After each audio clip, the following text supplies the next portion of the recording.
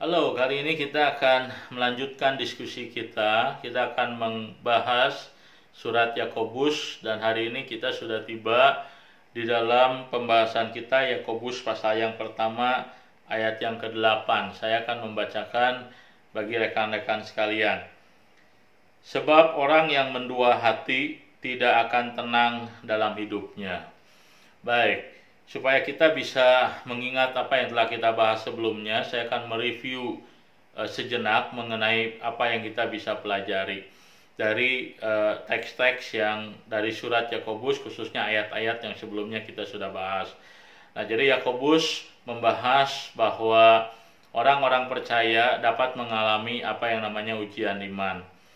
Dan orang-orang percaya perlu mengetahui bahwa ujian iman itu diizinkan Tuhan untuk menghasilkan sebuah ketekunan yang akan membawa manusia, orang-orang percaya, maksud saya, memiliki kehidupan karakter yang komplit. Artinya memiliki iman dan juga kelakuan yang konsisten, bukan hanya tahu yang benar tapi hidup di dalam kebenaran.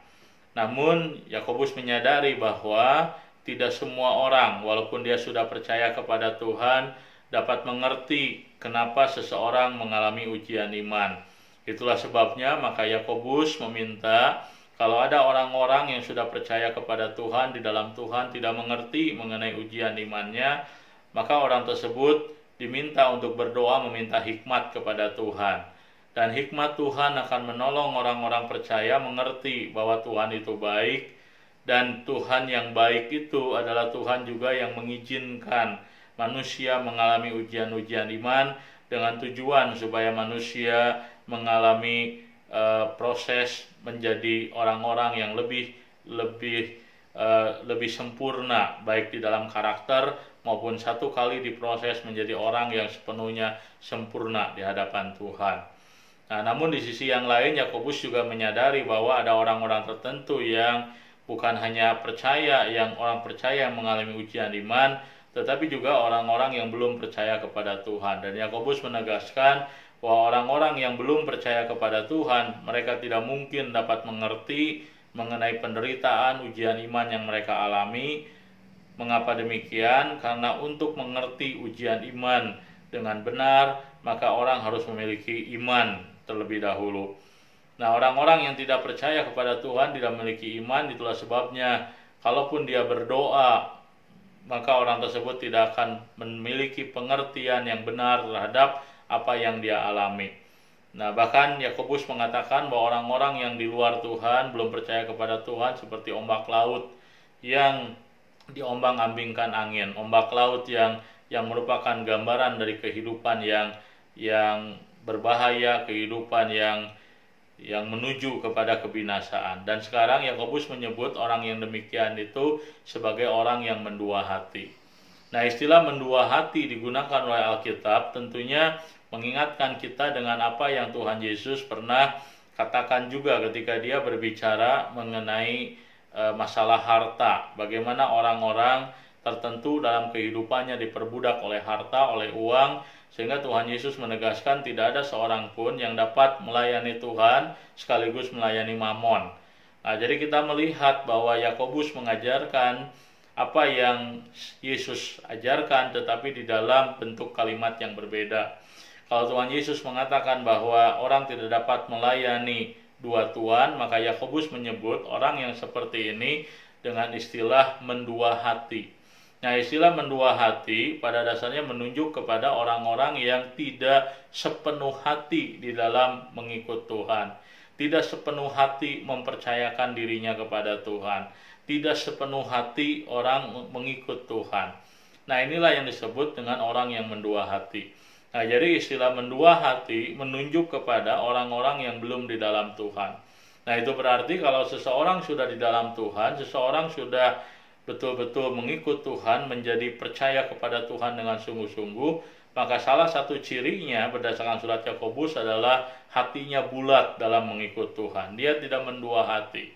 Dia menyerahkan hidupnya total kepada Tuhan. Nah, itulah yang membuat ketika dia mengerti bahwa Tuhan adalah baik, tapi Tuhan yang baik dapat mengizinkan ujian iman dalam hidupnya, orang ini tidak marah, orang ini tidak kecewa kepada Tuhan, tetapi memilih untuk mempercayakan diri dan hidupnya kepada Tuhan. Nah, ini orang yang bulat hati dalam mengikut Tuhan.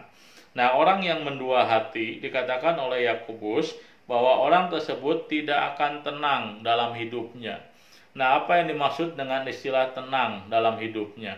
Nah, istilah tenang di dalam Alkitab itu sangat erat hubungannya dengan konsep atau terminologi shalom di dalam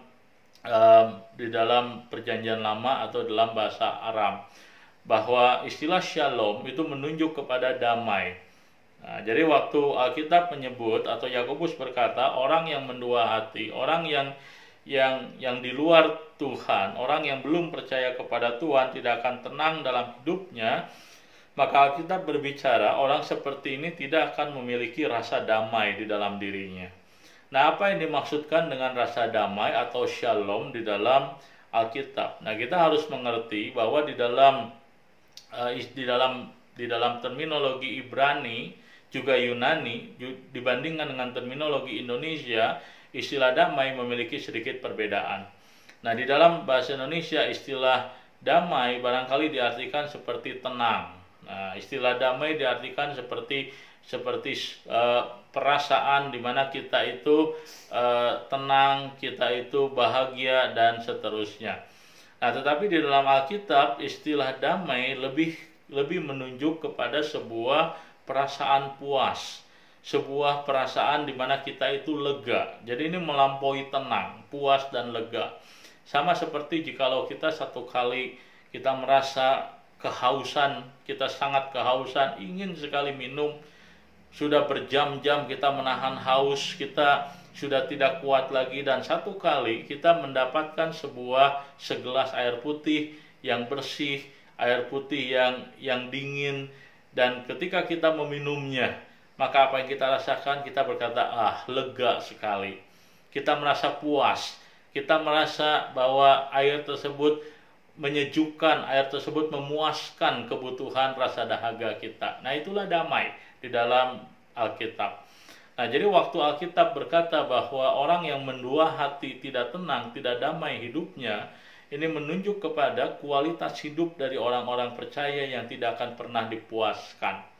Orang-orang yang belum di dalam Tuhan selalu dalam hidupnya merasa haus, selalu dalam hidupnya merasa tidak puas. Itulah sebabnya maka orang-orang yang belum di dalam Tuhan, mereka tidak akan pernah bisa puas dalam hidupnya, termasuk ketika mereka berhadapan dengan penderitaan, ketika mereka berhadapan dengan kesulitan, mereka tidak akan pernah bisa dalam hidup mereka menerima kenyataan mereka hidup di dalam kesukaran, dalam penderitaan dengan sikap yang benar. Dan orang percaya tentunya harus memiliki sikap yang berbeda. Nah, orang percaya dikatakan bahwa mereka memiliki damai, dan damai itu bersumber bukan dari luar tapi dari dalam. Maka seperti yang Tuhan Yesus katakan kepada seorang perempuan yang bertemu dengan dia di Samaria. Tuhan Yesus katakan apa? Jikalau engkau meminum air yang akan kuberikan kepadamu, engkau tidak akan haus lagi. Nah, itu adalah perkataan yang Tuhan Yesus katakan bukan saja kepada perempuan Samaria, tapi juga kepada kita, bahwa ketika kita percaya kepada Tuhan, maka kehausan kita akan kebahagiaan itu sesungguhnya sudah terpenuhi. Dan itulah sebabnya maka orang-orang percaya dalam Alkitab kita mendapati mereka bisa mengalami penderitaan, mereka bisa mengalami kesulitan, mereka bisa mengalami kehilangan, tetapi mereka tetap bisa bersuka cita. Lihat Rasul Paulus. Ketika Rasul Paulus dia mengalami duri dalam daging, Rasul Paulus berkata apa? Dia berkata dia tetap bersuka cita. Dia bersuka cita dalam kelemahan, justru aku kuat. Nah, itulah orang-orang yang di dalam Tuhan. Nah, orang-orang yang belum di dalam Tuhan tidak akan memiliki kualitas hidup seperti ini. Dari apa yang Yakobus ajarkan, kita bisa belajar sesuatu hal yang penting. Bahwa orang percaya harus memiliki kualitas hidup sebagai orang percaya. Nah, ada banyak orang-orang Kristen mengaku diri percaya kepada Tuhan, tapi kualitas hidup mereka tidak seperti orang yang percaya kepada Tuhan. Misalnya saya di tengah-tengah pandemi corona seperti ini. Nah, waktu saya membuat video ini, Video ini dibuat ketika kita berhadapan dengan situasi kondisi di mana kita harus tinggal di rumah oleh karena pandemi corona. Dalam situasi kondisi seperti ini, ada banyak orang barangkali kehilangan kebahagiaan hidup, ada banyak orang tidak tenang dalam hidupnya, ada banyak orang hidupnya resah. Oleh karena apa? Oleh karena khawatir dengan situasi kondisi yang ada. Nah, tetapi orang-orang yang sudah di dalam Tuhan harusnya memiliki kualitas hidup yang berbeda. Tidak berarti bahwa kita kemudian kita kemudian kehilangan rasa khawatir, kita kehilangan rasa takut terhadap situasi kondisi yang ada. Kita bisa memiliki rasa takut terhadap situasi kondisi yang ada, tetapi kita tidak sampai kemudian menjadi orang-orang yang berlebihan merespon situasi kondisi yang ada. Kenapa?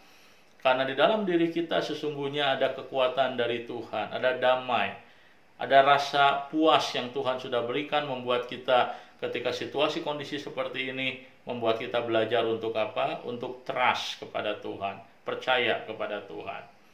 Nah, itulah yang harusnya terjadi dalam kehidupan orang-orang yang sudah percaya kepada Tuhan. Tidak justru mendua hati, tidak justru hidupnya hidup di dalam ketidaktenangan ketika kita berhadapan dengan ujian iman seperti sekarang ini. Kiranya pelajaran kita hari ini boleh menjadi berkat bagi pendengar sekalian. Tuhan memberkati.